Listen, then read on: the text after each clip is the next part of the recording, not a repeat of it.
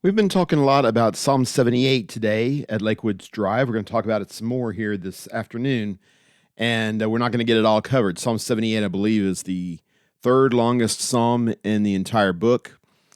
Plenty to go over, and we're not going to get to all of it today. But what I would like to do is look at Psalm 78 as an example, well, as a history lesson, basically, of the nation of Israel and the difficulties, the hardships that they had gone through by their own choice, and the lessons that the psalmist here, Asaph, is trying to teach them so that perhaps succeeding generations might not make the same mistakes that the previous generations had made. We're not going to read the entire psalm, obviously, but what I would like to do is read a section of it and focus on verse number 8. That's where our main attention is going to be focused. But I'd like to back up to verse number 5 and read through verse 8. We read, "For he established a testimony in Jacob and appointed a law in Israel, which he commanded our fathers that they should teach them to their children, that the generation to come might know, even the children yet to be born, that they may arise and tell them to their children, that they should put their confidence in God and not forget the works of God, but keep his commandments, and not be like their fathers, a stubborn and rebellious generation, a generation that did not prepare its heart, and whose spirit was not faithful to God." Now, those of you who have heard me preach from time to time know I love a three-point outline, and there's a three-point outline right there for us in Psalm 78 and verse 8. I'm not suggesting that the psalm is written to fall into these three categories. That's the purpose of the psalm. That's not the point. I'm not sure I could prove that. If I were to prove that, the 3 points would be in order, and we're going to find out here in a second that they're not. At least for my purposes, they're not. But I do think that is a general characterization of the people of God, and the stories that the psalmist tells after this are a good demonstration of that the people did continually fall into these same ruts, these same general categories of rebellion. And of course, there's a good bit of overlap between these things. What I'd like to do is look at how the psalm addresses these three categories, and then look at the life of David as a great character from this general period of time, and generally a positive character, but how David himself, as the king of God's people, as the one who was the man after his own heart, etc., how he himself fell short in these areas. And we can learn from his mistakes as well as from the mistakes of the people in general. And perhaps, that's the idea of the psalm at least, perhaps avoid making quite so many of those mistakes ourselves so that we can teach our children and our grandchildren to be even better than we were. So that's the basic point that we're trying to get at here. We're trying to illustrate these three different points of rebellion in the life of David. Beginning in verse number 8, the text says there that not be like their fathers, a stubborn and rebellious generation. We see, and again, I said it's not in order. You skip all the way down to verse number 40, where the psalmist writes, "How often they rebelled against him in the wilderness and grieved them in the desert. Again and again they tempted God and pained the Holy One of Israel. They did not remember his power the day when he redeemed them from the adversary, when he performed his signs in Egypt and his marvels in the field of Zoan, and turned their rivers to blood, their streams they could not drink, etc." And rebellion, of course, is a very broad category, as is the idea of being stubborn. And pretty much any kind of sin can fall into this category if you work at it a little bit. But we're talking in general terms here about our inability or unwillingness, if you prefer, to bow our heads and submit to his burden, his yoke, his oversight. The image of a yoke is used Old and New Testament alike to describe the attitude of servitude that should be characterizing the people of God, not a burdensome, onerous servitude. Jesus says, "My yoke is easy, my burden is light." Such has always been the case to the people of God if they chose to make it easy. He wants to put us to work, and we're not going to suit as we are. We're going to have to change. We're going to have to submit to his will. If we do that, if we do it gently and passively, we can accomplish great things in God's service. The people of God did remarkable things. But we don't generally want to do that. We would rather do our own thing, and that gets us in trouble. The very last episode that we have in 2 Samuel chapter 24, I don't believe these are given to us in order in 2 Samuel, but you remember the story perhaps where David chose to number his people, and his chief of staff Joab advised against this in strong terms. He said, you don't need to do this, and David said, no, I really want to. And the exact motivation, the precise motivation, is not given to us, but it seems to fall into this attitude of pride and self-service. Look how big of a nation I am. Look how big an army I have, etc. And in the middle or at the end of the process, David realizes that this was a mistake. He should not have done this. Well, a little bit too late, of course. The people suffer this tremendous plague as a result of this. This is where David breaks up the ox cart and sacrifices the oxen at the threshing floor of Arana, where he buys the threshing floor first and says, I will not offer to God what costs me nothing. So he gets to the point where he's submissive. He gets to that submissive and obedient place. But it takes some effort. It takes some time.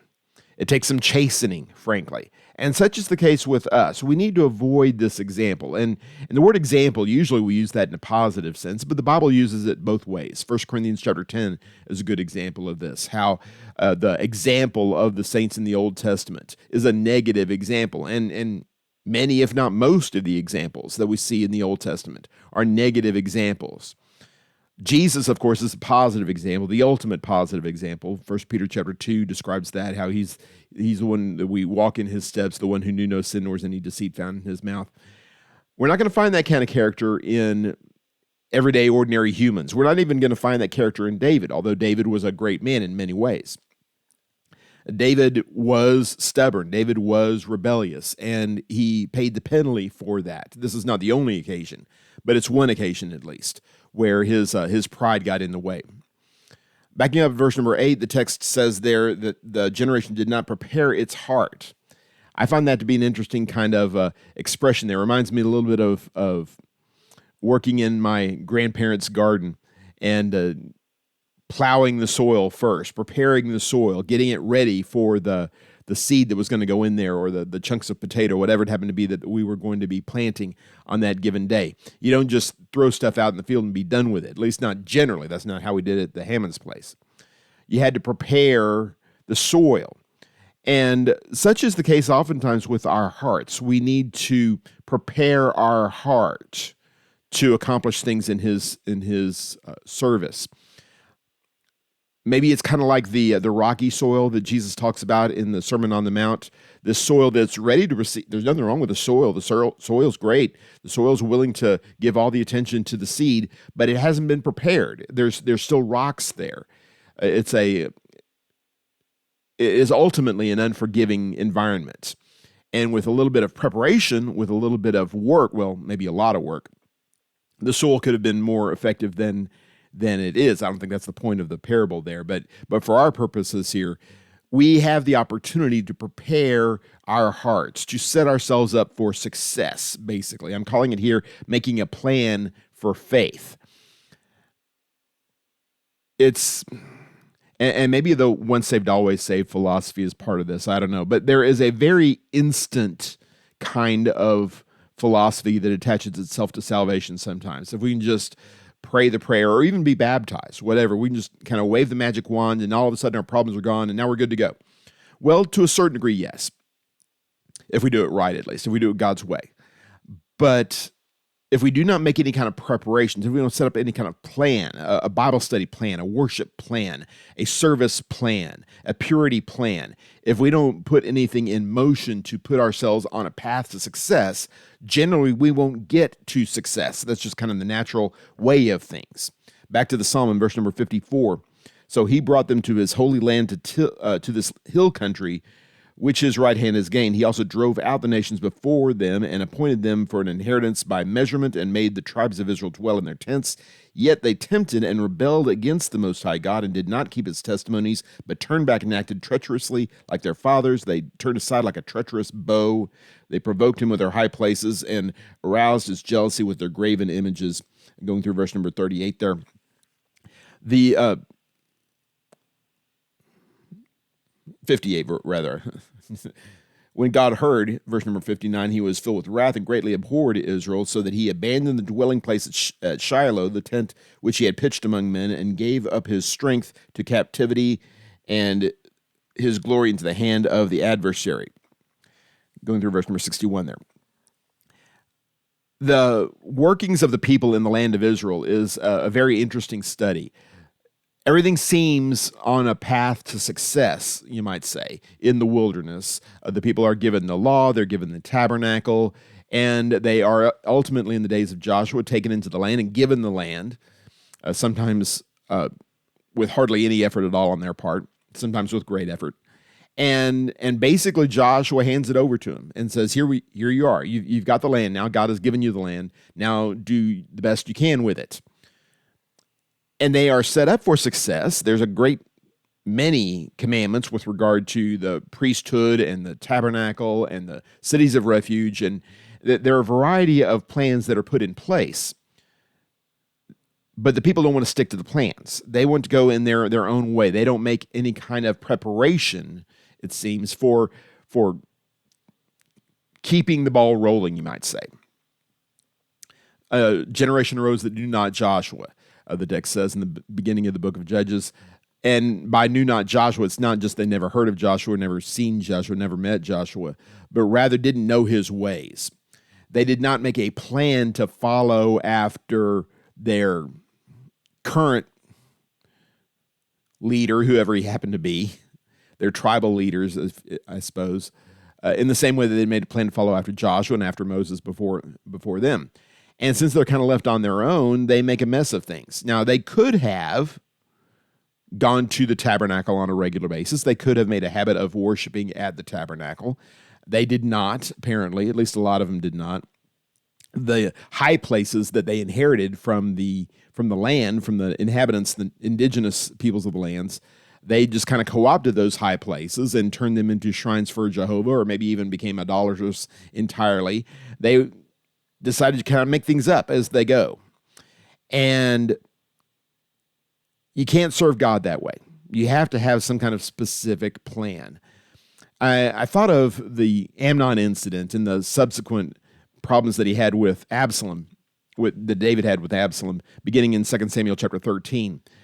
David is a really interesting character with regard to parenting. I don't know that he is given to us specifically as an example of what to do or what not to do, but it really seems like everything that David does with regard to his sons is wrong, or at least it turns out wrong. It seems like he's just kind of making things up, you might say. When beginning in chapter 13, when Amnon has his indiscretion, let's put it mildly, PG-13, with his half-sister Tamar, and Absalom is angry, and David apparently doesn't do anything about it, at least nothing public. He certainly doesn't give Amnon the punishment that he deserves. Absalom decides he's going to do it, and he rebels against his father, essentially, but his heart is in the right place. Well, that may be a little bit of an exaggeration. He's trying to get justice, let's just put it that way, and David is not evidently trying to get justice. And he has his son, he has Amnon killed, and then he runs away. And David, his heart longs to go out to Absalom, the text says there at the end of chapter 13. He loves Absalom, obviously. He wants good things for Absalom, but he doesn't have any kind of plan for reconciling with Absalom. And this characterizes the next couple of chapters. Joab is trying to reinstate Absalom, or else, have Absalom killed for murder. You can do it that way if you want to, but let's not just perpetuate this negative situation. David doesn't have a plan. He's just deciding to do whatever feels like is the right thing to do in the moment. And this is not a parenting lesson. I'm not trying to give a message on what the proper approach would have been for David. Frankly, I'm not sure what the proper approach would have been. It was a messy situation all the way around. The better situation, of course, would have been to tend his house more effectively in the first place, but hindsight's 20/20, I suppose. Parenting is a great example, though, of a situation where we can, if we choose, if we work at it, if we think about it, we can put ourselves into a pattern of behavior that can be reasonably expected to end with a positive result. Now, things don't always work out the way that we would like, but you have a lot better chance of success financially if you make a wise investment than if you just do whatever you feel like doing with your money on any given day. And the same thing is true with regard to parenting, with regard to worship, Bible study, prayer, whatever it happens to be that you feel like might need some work in your spiritual life. Put the work in ahead of time. Come up with a plan.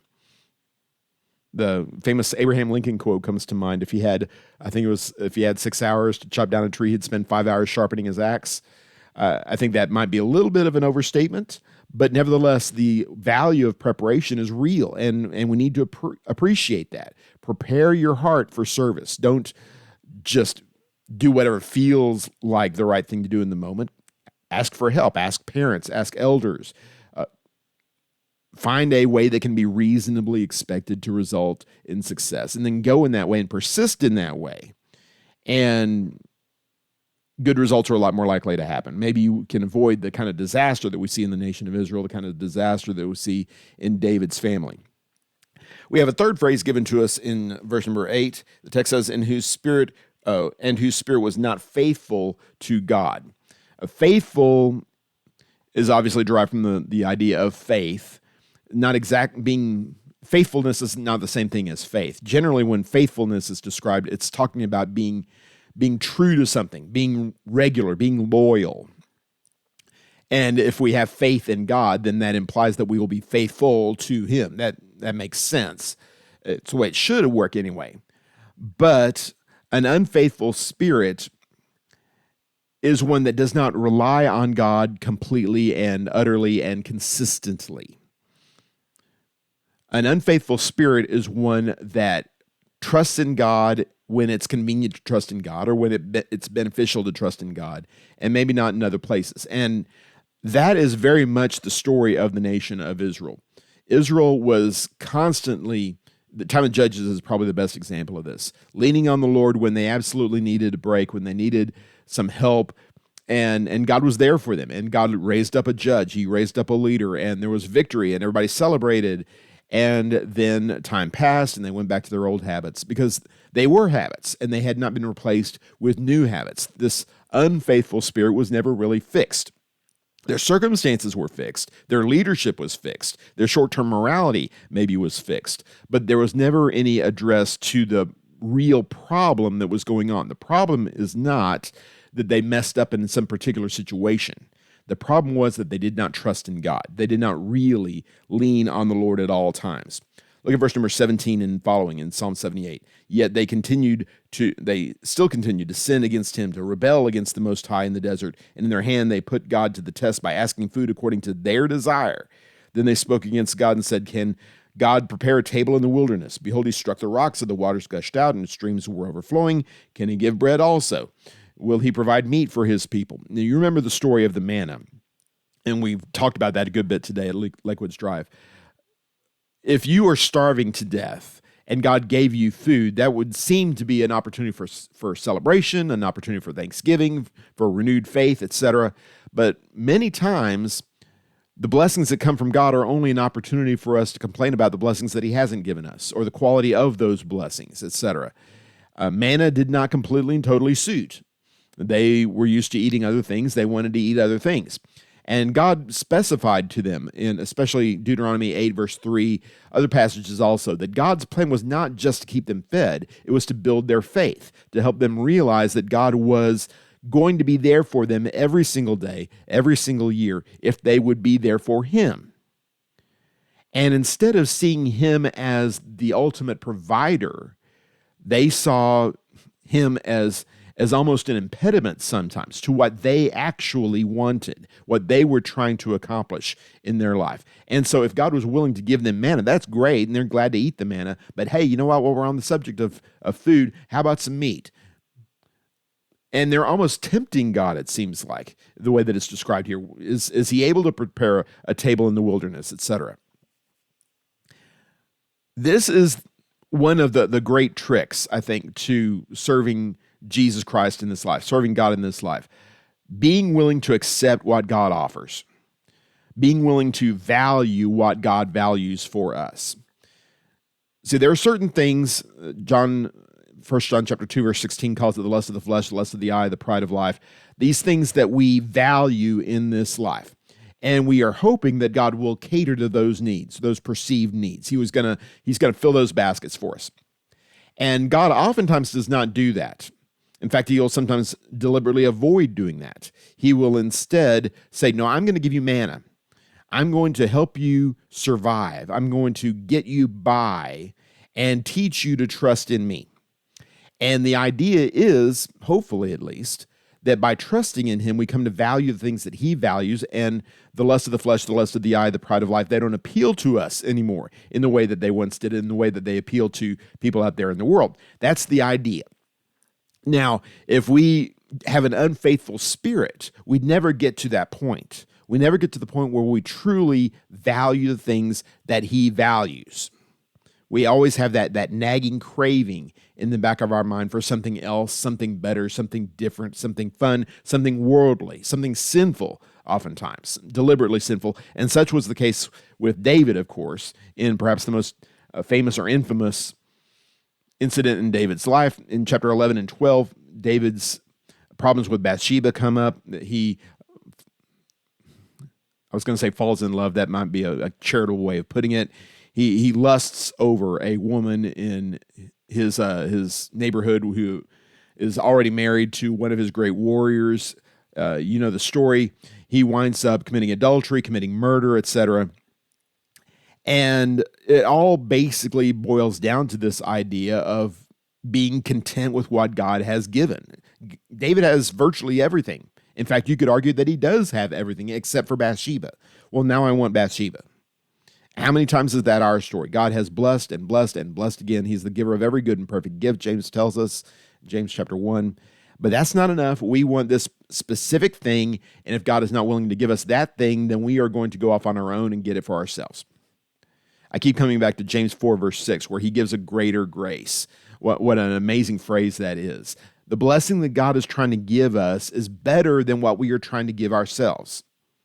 If we can convince ourselves of that, we can build faith. We can build a life of service. If we don't get to that point, though, we're going to continue to have this unfaithful spirit. We're going to continue to go in our own way. And the best of us is likely going to have problems in this area from time to time. David is a great man, and he has his weaknesses. I'm sure we all have our weaknesses as well. The trick is to identify them early, to work on them, to try to marginalize and eventually eliminate them. And when we find ourselves with Nathan's finger pointing in our face saying, "Thou art the man," we learn the lesson. We find humility. We realize the mistakes that we have made, and we make correction in our lives. Israel has a pretty good track record of eventually coming around and repenting of sin. Whether it was a sincere repentance, it was a long-term repentance, that kind of depends person to person, generation to generation, mistake to mistake. But at least they were in a position to try to do the right thing. Sometimes their rebellion just got worse and worse and worse, like with the northern tribes of Israel especially, and God just gives them up, like he gave up the Gentile nations. Don't get to that point. Trust in God and believe that his way is better for you than this way that you're trying to carve out for yourself. I'll close with this. It's kind of an interesting, I don't know, again, I'm not saying this is done on purpose, but the text concludes at the end of Psalm 78, by talking about David, his servant, verse number 70. Well, back up to verse number 65. Then the Lord awoke as if from sleep, like a warrior overcome by wine. He drove his adversaries backward. He put on them an everlasting reproach. He also rejected the tent of Joseph. He did not choose the tribe of Ephraim, but chose the tribe of Judah, Mount Zion, which he loved. And he built his sanctuary like the heights, like the earth, which he has founded forever. He also chose David his servant, and took him from the sheepfolds, from the care of the ewes with suckling lambs. He brought him to shepherd Jacob his people, and Israel his inheritance. So he shepherded them according to the integrity of his heart, and guided them with his skillful hands. Now, that may sound like kind of disingenuous on my part. I've been using David as a negative example this entire time. And here God himself uses David as a positive example. He was part of the solution. And maybe that charge is correct. But anyway, David is part of God's solution here to show the way for the people. And it may seem like he's getting the timeline a little bit messed up here. David is introduced as king after he's already destroyed the northern tribes. That doesn't work. But he's speaking in broad strokes here, of course. He's saying he did not accept the attitude of the willful nation, as is exemplified by the rebellious northern tribes. He embraced the southern nation. He embraced Judah, as exemplified by David. And David is the leader of this nation, the shepherd for this nation, guiding them in the way that they should go. And this is, of course, a messianic term and a messianic reference that the great David, the great shepherd, was yet to come. And if David, the king, was able to shepherd the nation in a way that pleased God, even though he messed up from time to time, how much more so is Jesus going to be our example? How much more so is he going to be the good shepherd for us, showing us the way that we should go? And by submitting to Jesus as Israel had submitted to David, we are going to be stronger. We're going to be better off. We're going to be led in paths of righteousness for his name's sake.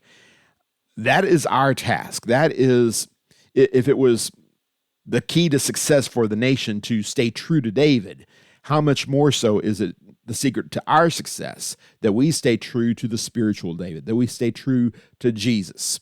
We have the confidence, no matter how badly we may mess up, no matter how many mistakes we may make, no matter how bad our history is, etc., we serve a Savior who is forgiving and loving and supportive and nurturing and our advocate before the throne of heaven. And as our shepherd, he is guiding us in the way that we should go, ultimately all the way to heaven itself. That is the assurance that we have, not because we are so perfect, but because we serve a long-suffering and a merciful and patient God, and because Jesus is our Savior and Jesus is our King, and that he will guide us in the way that we should go. That is the encouragement I'm offering for you today here. Don't follow after these bad examples in times past. Follow after good examples. Find them in your own life. Find them in the Bible. Find them especially, of course, in Jesus. And be the kind of servant of the Lord that Jesus himself was, the kind of servant that you're capable of being if you'll commit yourself to his cause. Thank you very much for following along. I hope this is a blessing to you. Hope this encourages you in your walk with Christ. God bless.